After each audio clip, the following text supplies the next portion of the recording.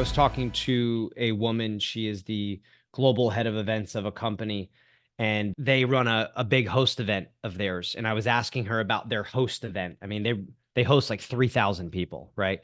Yeah. And I was asking about like what outcomes they're seeking, what's going on. Like, again, one of my questions, what's actually happening at your event? And it was interesting what she mentioned to me was like, well, we drive in a lot of our customers come to this host event, and we have seen statistically year over year that those customers, their average deals increase post event. Mhm. So, interestingly enough, for alignment, she takes that information and uses it to leverage sales to Yep. set meetings. Because sales like, I don't know, you want me to reach out to them, and they're like, hey, I don't know about you, but I'd be interested in having my deal size double over the next 9 months on X clients, but you got to get them here. So Mhm. that's where the alignment comes in to some degree.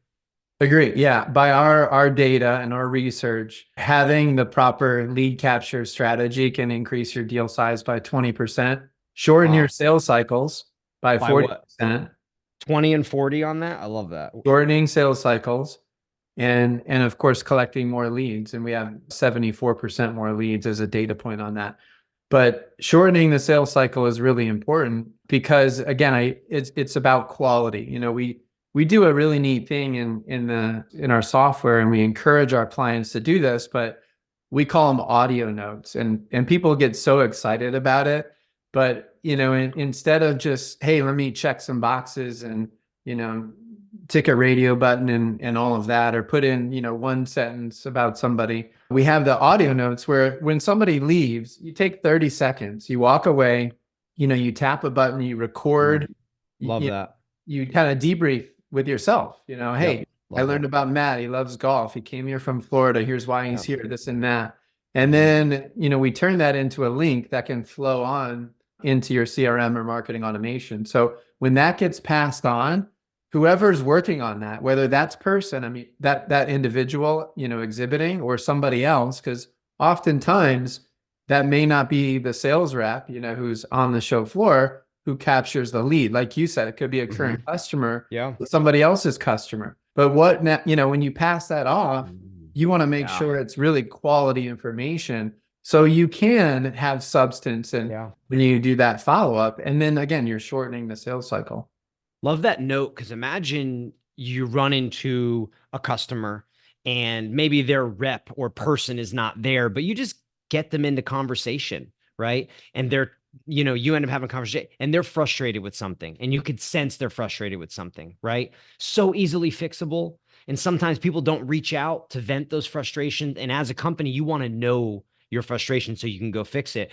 Quick little voice note over into the CRM, rep gets it, can call up Jennifer, say, Jennifer, you're at the event. You guys were you were talking about this with Dave. Man, we really want to address this with you. That's traction, man. That's like, yeah, Yes, and gosh, that's awesome. and on top of that, you can hear the inflection, when you're doing Yeah. audio, the recording. So that's very different, oh, they were upset versus, oh my gosh, they were really, really pissed, uh, you can hear that within the Yeah. audio note. So, I mean, there's a game that I thought of. I remember playing it as a kid. I forget the name of it, but the telephone game, it's like, or whatever they call it. But hey, I'm going to tell you something, and you're in a group and you pass it on and it goes to a second Yeah. person. Our telephone. By the time it goes all the way around, it's Different story. totally different. So Different you story. got to make sure the information you're passing on is pristine, is captured correctly, Mm.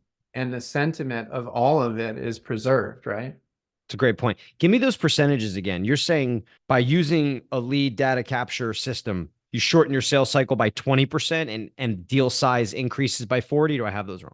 Yeah, flip them. So shorten sales cycles by 40% and Wow. increase deal sizes by 20%. And of course, if you have the right strategy for capturing leads, which Yeah. is kind of a whole new topic, but in my opinion, you want to have every staff member who is in your company at the show collecting leads. You want to have a kiosk set up, God forbid somebody walks by, oh, there's nobody I could talk to. They're all tied up. Well, have a kiosk or have a QR code that people could scan and fill out a form on their phone. And then all the leads get funneled into the same Hmm. place. When you're speaking or you're doing a keynote, have a poll or do something where people can scan a QR code and then you're collecting a lead that way. Like if you do the proper universal lead capture strategy at a show, you can maximize how many leads you're collecting and maximize the touch points, right? The data that we talked about collecting also. Yeah. So kind of two pieces that you're touching on here that I want to segue to. One is strategy and the other is personalization. We're kind of hitting on both, which is excellent, right? Mm. Because I think personalization is so important when you're gaining and garnering this information on the floor. Maria wrote in the chat, she wrote, events are shortening the booth hours and then restricting where we are allowed to use the lead retrieval scanner. Makes it harder for us to capture leads when we are networking during breakfast, lunch, or parties. Maria, that's true. I think as an exhibitor, as a sponsor, you have every right to ask your show, why are these hours being shortened? Why am I unable to do this? Asking them for more options, asking them for different style sponsorships. I also think that goes back into what Ryan and I are talking about, which is like, hey, if you're going to be left with less time, you need to get more out of that time. So personalization is important and the strategy in which you are using, because the days of just standing around and scanning badges like a bunch of crazy people should be gone. And I think it is on its way out. So, Ryan, let's talk a little bit about personalization in terms of lead capture, the importance of it, what people should be doing, examples. Well, obviously we talked about the audio note Voice piece. note, yeah. I think with personalization, it's about being able to make sure you have the right information in your follow-up so that it is personal. There's kind of a data point that I'm going to throw out, and I just did the math, but trade show floors, and again, we're talking about the show hours being shortened, which is true. I see a lot of events kind of focus on education and to complement the trade shows, but on average, the trade show floors are open for 12 hours. So if a staff member had one conversation every 5 minutes, okay, that's 144 conversations. So a staff member having on average 144 discussions. And then the attendees, this is a fact, attendees spent 8.3 hours viewing at the exhibition. So if they spend 8.3 hours, and let's say they have a conversation every 5 minutes, that's about 100 conversations at the exhibit hall. Well, why am I sharing this with you? Attendees have 100 conversations. Staff members in the booth have 144 conversations on average. Can people remember what they talk about, and who they meet? It's very important to differentiate yourself, number one. But number two, make sure you have the ability to collect the right information and personalize the follow-up. One of my favorite tips is right when you get there to your trade show, get your team together. You're all wearing your outfits, uniforms, and your booth looks really nice before traffic is flowing around. But get the team together, take a picture of the team, and then you already have your follow-up email queued up, right? So put that picture of your team in your follow-up email so that people remember, because again, they have, hundreds of conversations, and plus I'm sure they go out to social events and have fun, but you got to make sure that you make that connection. And when people see that email, the picture, oh yeah, I met Matt at Rockway, cool. I can make that connection. And then you got the audio note and the personalized follow-up. I think another thing that's really important, Matt, on the personalization note is make sure when you do your follow-up communication, you're sending the right material that people care about. Yeah. Oftentimes I see people like you get a follow-up email because I've had my badge scanned, but it's just very generic and it's things that I don't even care about. So it's important if I have an interest in product B, that I'm getting a brochure or a document or whatever it is on product B.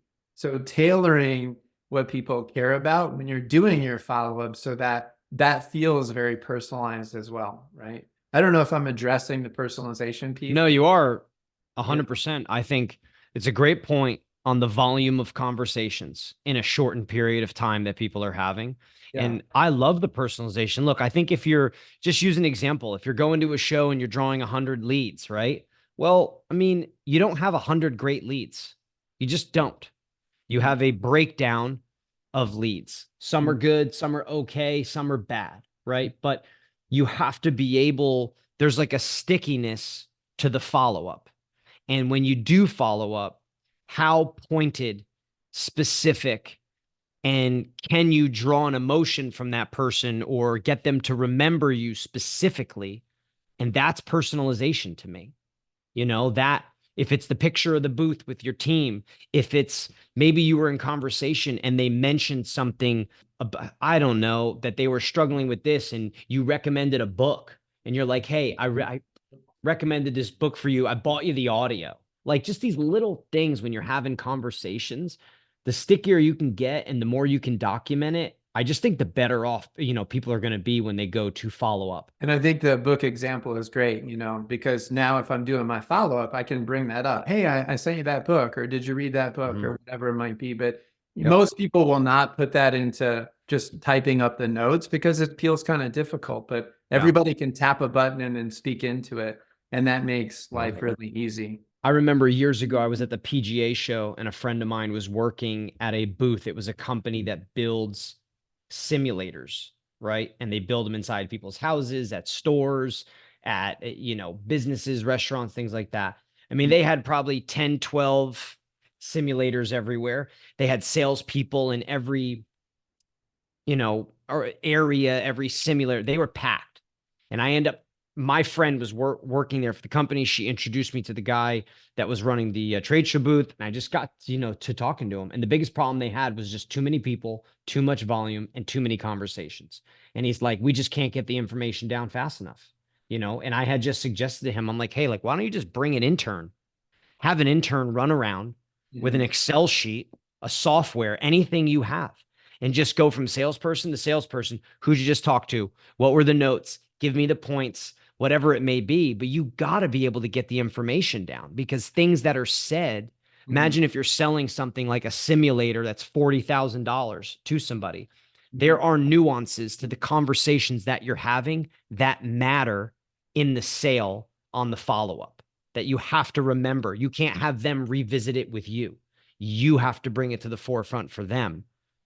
So it just matters. Yeah, I agree. And I think this ties into the personalization piece and then all the volume of conversations. But one thing that one ROO that we really focused on was booking meetings at our events, and our clients were encouraging them to do the same thing.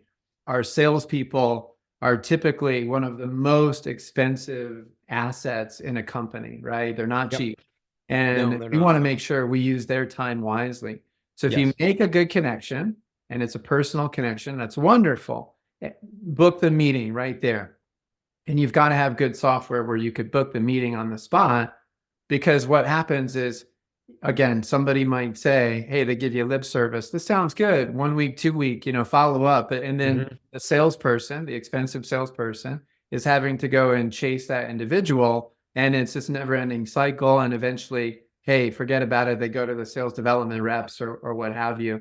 So booking the meeting makes a big difference. And then it helps you qualify too. If people don't want to book a meeting right there, it's not that qualified. If they're serious, they're going to book the meeting. Why not? And I think rating is also really important, right? Because in your follow-up, I think one of the biggest mistakes that companies can make is that all leads look alike, the volume of leads, and to a point where they're like, I don't even know what to do with it. I'm just going to dump it in my CRM.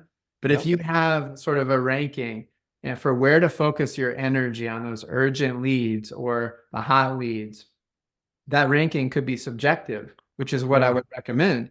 But have a way to really be organized after, the trade show and collecting your leads so you could focus on what's important. I've always thought that leads at events should basically have one of two tags, if not both. One should be a sales tag, one should be a marketing tag. Some leads that you get at events don't even need to go to sales. They don't. They should just go straight to marketing with notes on what kind of campaign, what kind of targeting, what kind of nurturing that they require. And then the other one is that, of course, it has to go to sales. And then I think they need to have a grade, A, B, C, D, or some kind of leveling or system that you understand the importance or the urgency of that lead.